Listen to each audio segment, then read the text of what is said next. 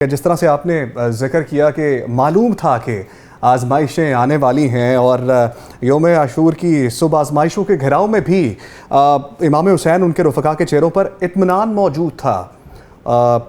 سید فہد علی کاظمی صاحب، اس کے بارے میں بتائیے گا کہ جب پتہ تھا کہ آزمائشیں آ رہی ہیں اور پھر بھی چہرے پر اطمینان تھا، کوئی ڈر نہیں تھا۔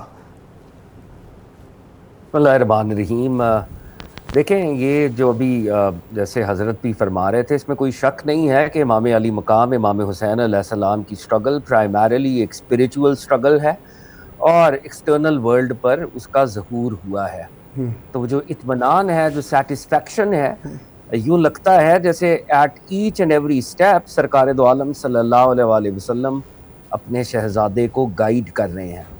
اور میں آپ کی توجہ جب امام علی مقام مدینہ منورہ سے نکلے اور پھر مکہ المکرمہ سے آپ نکلے تو بہت سے اکابرین نے آپ کو روکنے کی کوشش کی، تواریخ میں ان سب لوگوں کے نام آتے ہیں، اور امام علی مقام یہی فرمایا کرتے تھے کہ تم نے مجھے بڑی خیر خواہی کی نصیحت کی، لیکن جب عبداللہ ابن جعفر رضی اللہ تعالیٰ عنہ نے آپ کو روکنے کی کوشش کی، who was his brother in law، اور انہوں نے ایک انڈیمنٹی کا لیٹر بھی ڈیولپ کیا اور اس وقت کے حکمرانوں کو اور گورنر کے ساتھ مل کے امام کو روکنے کی کوشش کی، تو امام علی مقام امام حسین علیہ السلام کا تاریخی فقرہ ہے۔ آپ نے اپنے برادر ان لا جناب عبداللہ ابن جعفر سے یہ فرمایا کہ رات کو مجھے سرکار دو عالم صلی اللہ علیہ وآلہ وسلم خواب میں ملے ہیں اور انہوں نے اس امر کی طرف میری توجہ مبذول فرمائی ہے اور میں باؤنڈ ہوں اس انسٹرکشن پر جو سرکار دو عالم نے مجھے عنایت کی ہے۔ تو پوچھا گیا کہ سرکار دو عالم نے آپ کو کیا انسٹرکشن عنایت کی، وہ خواب کیا ہے جو آپ نے دیکھا ہے؟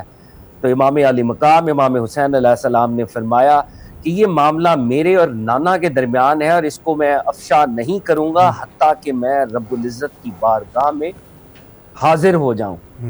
تو امام علی مقام he is being directly guided and supervised by his grandfather نانا رسول اللہ صلی اللہ علیہ وآلہ وسلم۔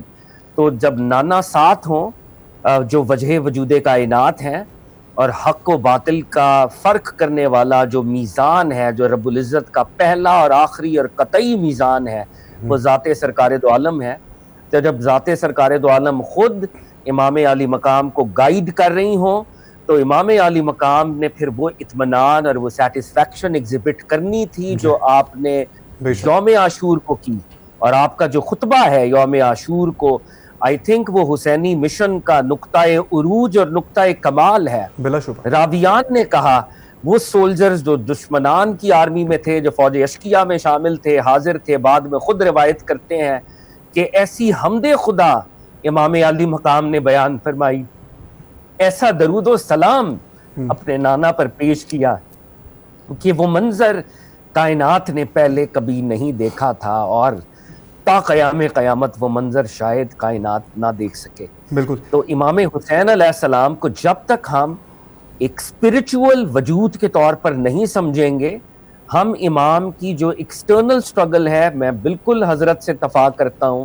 علامہ امین شہیدی صاحب سے، کہ جب تک امام علی مقام کی اسپرچول ایسپیکٹ کو نہیں سمجھا جائے گا، آپ پولیٹیکل سائنس کی تھیریز کے ذریعے امام کو نہیں سمجھ سکتے۔ اور ایک بات میں یہاں پہ کہنا چاہوں گا جو کہ نوجوانوں کے لیے بہت ضروری ہے، امام علی مقام کی کیمپین نظام مصطفیٰ کی پہلی کیمپین ہے۔ آج سب ہم نظام مصطفیٰ کی امپلیمنٹیشن کی بات کرتے ہیں، امام علی مقام کی کیمپین نظام مصطفیٰ کی کیمپین ہے۔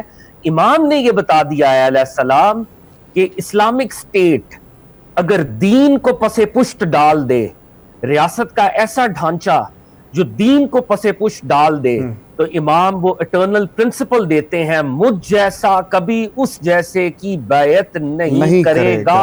ٹھیک ہے، ایسا ریاستی ڈھانچہ فہد علی جو کاظمی کہ صاحب دین سے متصادم ہو وہ اسلامی نہیں ہے، اور امام حسین ایک دینی ریاست کے قیام ہی کا خواب دیکھ رہے ہیں اور دکھا رہے ہیں، اور انشاءاللہ وہ خواب ترمندہ تعبیر بھی ہوگا انشاءاللہ۔ فہد علی کاظمی صاحب ساتھ ہی رہے گا۔ ضیاء اللہ شاہ بخاری صاحب نے بھی یہاں پر ہمیں جوائن کر لیا۔ ضیاء اللہ شاہ بخاری صاحب، سختیوں کا ذکر کر رہے تھے ہم کہ معلوم تھا کہ دشمن دھاک میں بیٹھا ہے اور آزمائشیں آئیں گی، گھیراؤ کر لیا گیا ہے، उस सिचुएशन में भी फर्म रहना, स्टूड रहना, खड़े रहना और मुकाबला करना, चेहरे पर इत्मीनान रहना, ईमान के इस दर्जे को बयान कीजिए कि क्या कैफियत थी और इस सिचुएशन के अंदर भी वो जज्बा जो उनके अंदर था उसको बयान कीजिए। बिस्मिल्लाहिर्रहमानिर्रहीम।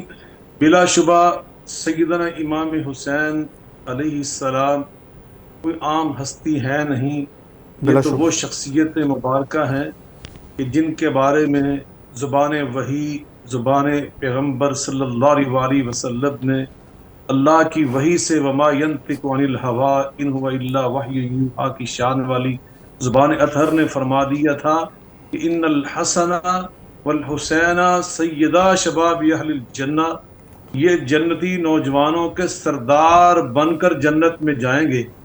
तो वो उस हस्ती के बारे में कुरान मजीद फुरकान हमीद में जो अल्लाह ताला ने फरमाया, अला इन्ना औलिया अल्लाह ला खौफुन अलैहिम वला हुम यहज़नून, जो अल्लाह वाले होते हैं उनके चेहरों पर हमेशा इत्मीनान नजर आता है, वो परेशान नहीं होते। वो ऐसी परेशानियों को देखकर, मसाइब को देखकर वो इस्तकामत के पहाड़ बन जाते हैं। ये आम जो हलुल्लाह उनकी बात हो रही है, और जो उनके सरदार हैं, जो उन सब के कायद और सरदार और सैयद बनकर जन्नत में जाएंगे, उन सबको साथ लेकर हम उस हस्ती की बात कर रहे हैं। यकीनन करबला के मैदान में खड़े होकर उन्होंने जो बहादुरी, जुर्रत और शुजाअत का इजहार किया है, इन्नल्लज़ीना क़ालू रब्बुनल्लाह सुम्मा इस्तक़ामू फला खौफुन अलैहिम वला हुम यहज़नून, उन पर किसी नौइयत का अल्लाह के सिवा किसी का खौफ आ ही नहीं सकता था, उनके चेहरे पर हमें इत्मीनान ही देखना था। और आज तक 1400 साल गुजर चुके हैं। उम्मत मुस्लिमा उनकी जिस अंदाज से वहाँ से अपने लिए दुरूस ज़िंदगी सीख रही है, मुझे यहाँ पर हज़रत मौलाना शेखुल इस्लाम सैयद मोहम्मद दाऊद गज़नवी रहमतुल्लाह अलैह याद आ रहे हैं। उन्होंने करबला की मुनासबत से एक किताब तहरीर फरमाई, मुरत्तब फरमाई, जिसका उन्वान और टाइटल ही बड़ा ईमान अफरोज है। वो है उसवा इमाम हुसैन अलैहिस्सलाम। हम उसवा नबवी तो सुनते और पढ़ते हैं, उन्होंने इसका नाम रखा है उसवा इमाम हुसैन अलैहिस्सलाम, इसलिए कि रसूल करीम सल्लल्लाहु अलैहि वसल्लम ने खुसूसी तौर पर सैयदना इमाम हुसैन अलैहिस्सलाम के बारे में फरमाया। यह सही बुखारी के अंदर हदीस मरवी है। आप फरमाते हैं हुसैन मिन्नी वना मिन हुसैन, हुसैन मुझसे है और मैं हुसैन से हूँ। हुसैन मुझसे है, इसका मतलब यह है कि मैं कुल हूँ, हुसैन मेरी जुज़ है। मैं शजर हूँ, हुसैन मेरी शाख है। मैं आफताब हूँ, हुसैन मेरी रोशनी और मेरी किरण और मेरा नूर है। और मैं महताब हूँ, हुसैन मेरी चांदनी है। मैं फूल हूँ, हुसैन मेरी खुशबू है। वाना मिन हुसैन का मतलब ये है, अगर तुमने मुझे अना मैं शम्सुज़्ज़ुहा अना बदरुद्दुजा, अना मैं नबियों का सरदार, कायनात का इमाम, अगर तुमने किसी मौके पर मुझे देखना हो और मेरा मौक़िफ़ समझना हो, तुमने मेरी राय को सुनना हो लाई तौर पर, और मैं तुम्हें वहां पे ना मिल सकूं, मैं तुम्हें वहां पे नजर ना आ सकूं, तुम मुझे वहां पे ना सुन सको, और वहां तुम्हें इमाम हुसैन नजर आए, वो अना मिन हुसैन। यहाँ मिन अरबी ग्रामर के लिहाज से, ग्रामर अरबी ग्रामर शरह इब्न अकील के अंदर लिखा है, मिन लिल बयान है।